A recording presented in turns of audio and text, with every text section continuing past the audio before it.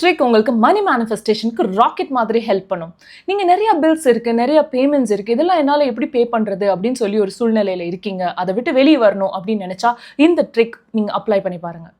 உங்களால் பே பண்ணக்கூடிய பில்ஸ், உங்களால் எந்த பேமெண்ட்ஸ்லாம் பண்ண முடியுமோ அந்த பேமெண்ட்டை பண்ணும்போது நீங்கள் ஒரு விஷயத்தை கற்பனை பண்ணணும். அதாவது நீங்கள் பேமெண்ட் கொடுக்கும்போது இதை நான் ஒரு நலனுக்காக டொனேட் பண்ணுறேன், நான் நிறைய பேர் நல்லா இருக்கிறதுக்காக, இது நல்ல காரியத்துக்காக நான் சேரிட்டியாக கொடுக்குறேன், நான் டொனேட் பண்ணுறேன் அப்படின்னு கற்பனை பண்ணி நீங்கள் அதை ஃபீல் பண்ணி நீங்கள் அது டொனேஷனுக்கு கொடுக்குறதாக நினச்சி கொடுங்க.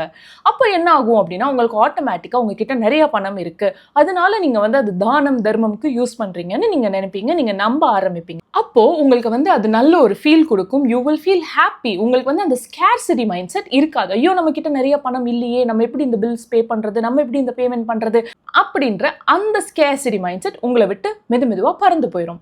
நீங்க அந்த டொனேஷனோ சேரிட்டியோ கொடுத்துட்டு தேங்க்யூ ஸோ மச் யூனிவர்ஸ், என்னால் இன்னைக்கு நிறைய பேருக்கு உதவ முடிஞ்சிச்சு, இந்த பணம் எவ்வளோ பேருக்கு உதவ போகுது, நான் ரொம்ப ஹாப்பியாக ஃபீல் பண்ணுறேன் அப்படின்னு ஃபீல் பண்ணுங்க. இது உங்களுக்கு நல்ல ஃபீல் கொடுக்கறது மட்டும் இல்லாமல் லா ஆஃப் அட்ராக்ஷன் படி உங்ககிட்ட நிறைய பணம் இருக்கு, அதனால நீங்க தானம் தர்மம் பண்ற அளவுக்கு நீங்க நிறைய பணம் வச்சிருக்கீங்கன்ற விஷயம் உங்களுக்கு அட்ராக்ட் ஆகும். அண்ட் ஒரு நாள் உங்ககிட்ட நிறைய பணம் பொங்கும், நீங்க நிறைய பேருக்கு நிறைய நல்லது பண்றதுக்கு நீங்க துணிஞ்சு வர ஆரம்பிச்சிருவீங்க.